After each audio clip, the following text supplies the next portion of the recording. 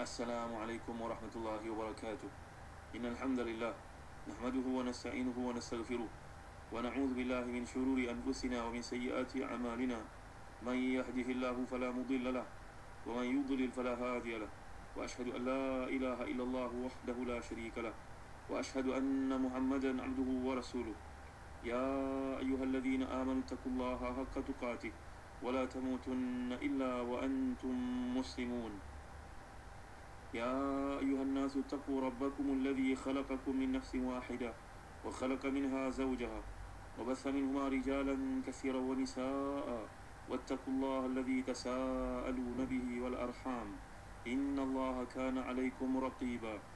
يا أيها الذين آمنوا اتقوا الله وقولوا قولا سديدا يصلح لكم أعمالكم ويغفر لكم ذنوبكم ومن يطع الله ورسوله فقد فاز فوزا عظيما.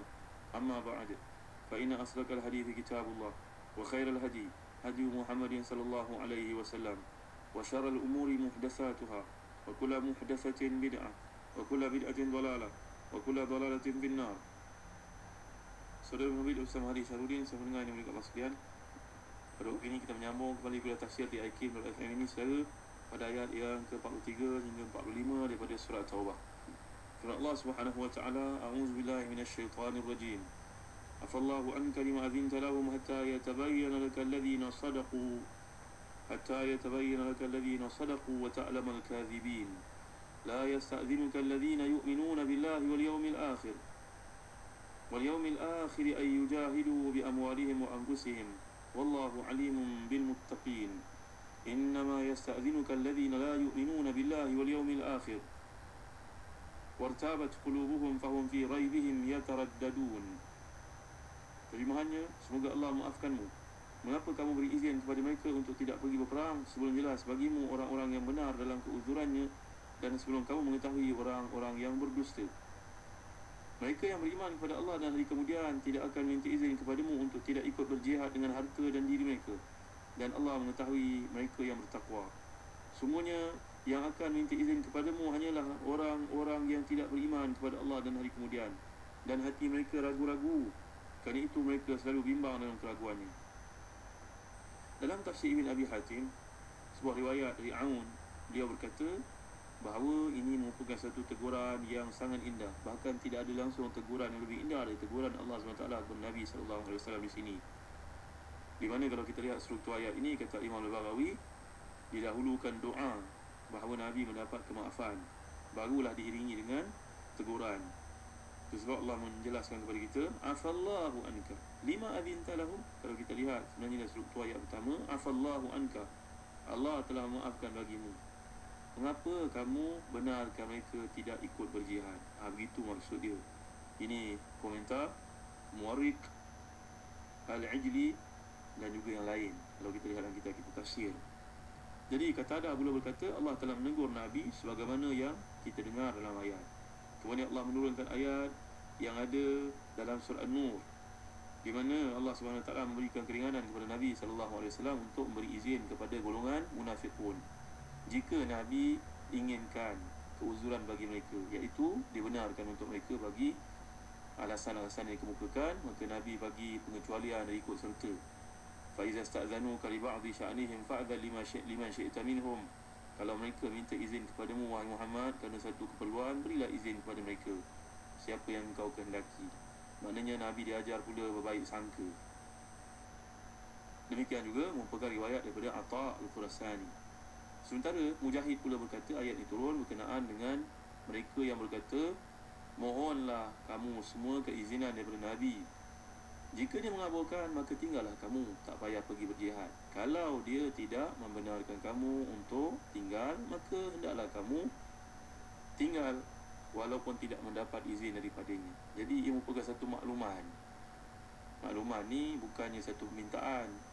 Kalaulah kita ni pekerja sebagai contohnya, kita berkata pada bos kita, esok saya tak payah datang sebab ada keluarga datang ke rumah. Ini apa benda ni? Ini permohonan untuk tak datang ke, ataupun makluman kepada bos supaya bagi consideration kepada kita untuk tidak datang. Jadi kita sebagai pekerja ni kena beradablah dengan bos. Kena cakap, Tuan, minta maaf kerana esok ada tetamu datang, saya pun tak sangka dia datang. Bagilah alasan apa-apa yang munasabah. Barulah nampak keadaan kita sebagai pekerja. Jangan kita sebagai pekerja berlagak seperti bos pula. Jadi ayat yang dimaksudkan di sini, kalau kita memahami dari struktur bahasa Arab, ia merupakan satu makluman kepada Nabi SAW. Maknanya orang munafiqun ini dia memaklumkan kepada Nabi, wahai Nabi, kami ada hajat untuk tinggal di rumah kami, tak ikut Nabi berjihad, kerana unta kami nak beranak, pokok kurma kami akan gugur buahnya tanpa dipetik, orang perempuan tak mampu untuk mengawal diri mereka, inna buyutana aurah wa ma hiya bi'aurah, rumah kami nanti tak ada perlindungan padanya, tentera-tentera pelapis yang menanti di Madinah tak cukup kuat. Bagilah alasan apa-apa.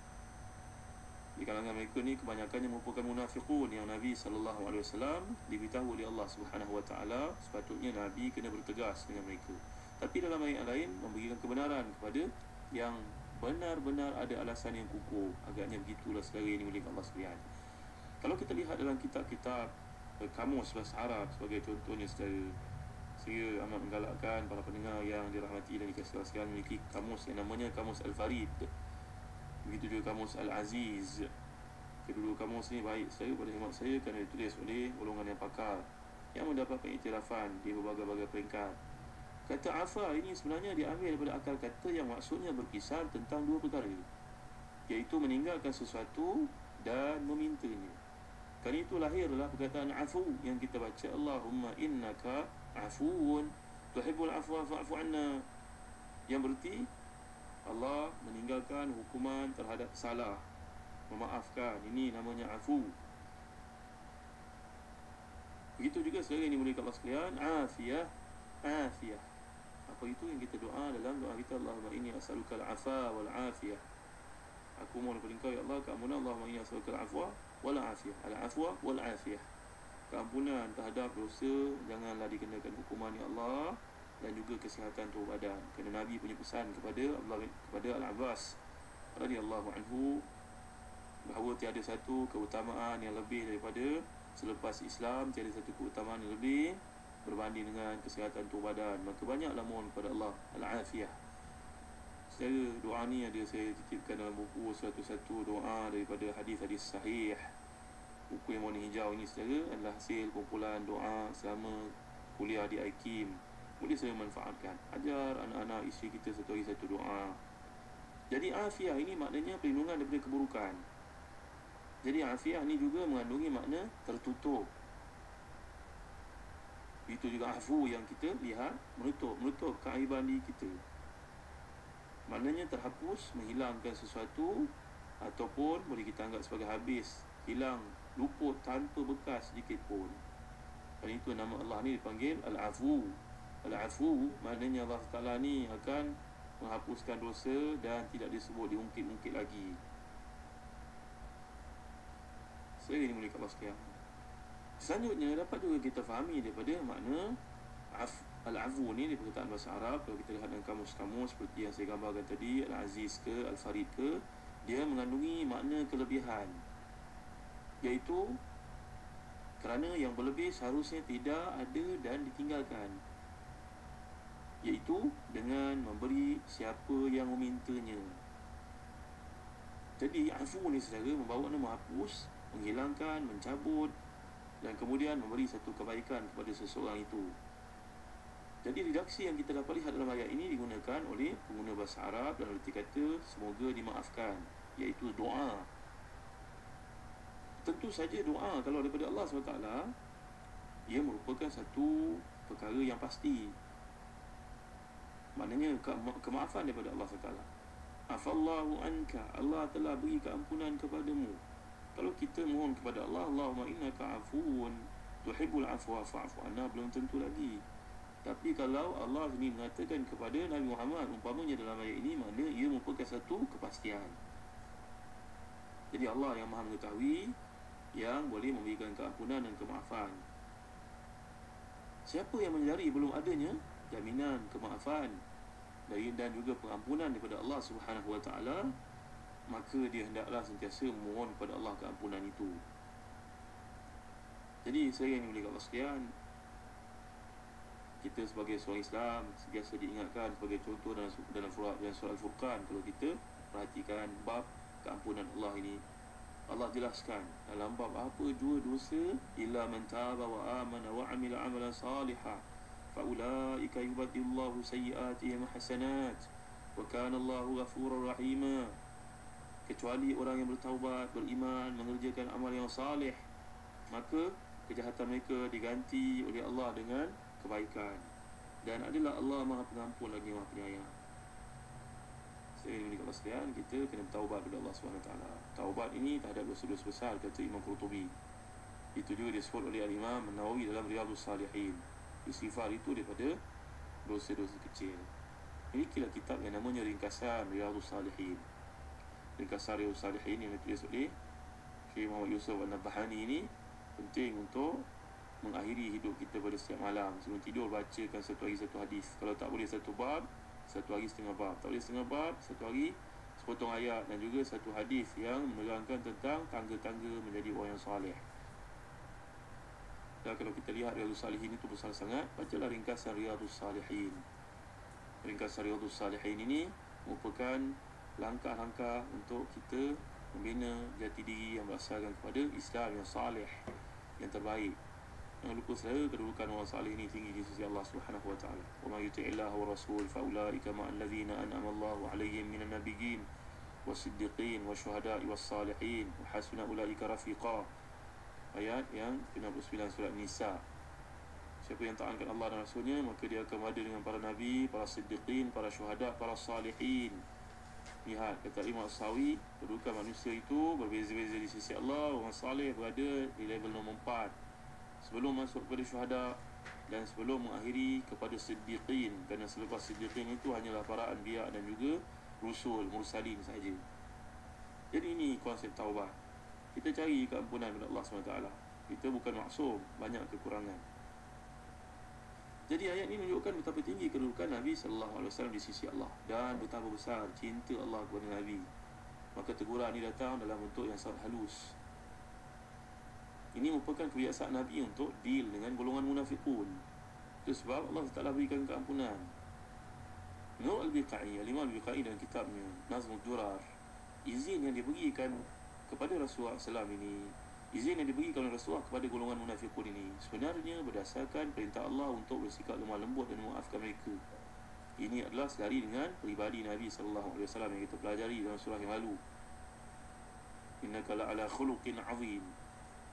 Jadi Nabi ni SAW tidak mahu membuka keaiban mereka. Sekiranya Nabi menghalang mereka, melarang mereka, mereka akan mukhalafah, mereka akan ingkar terhadap seruan Nabi, maka pecah saf orang beriman. Bukan gitu. Jadi Nabi ni dia tahu latar belakang dan juga keburukan mereka, kelemahan itu, maka Nabi sengaja biarkan, bebaskan.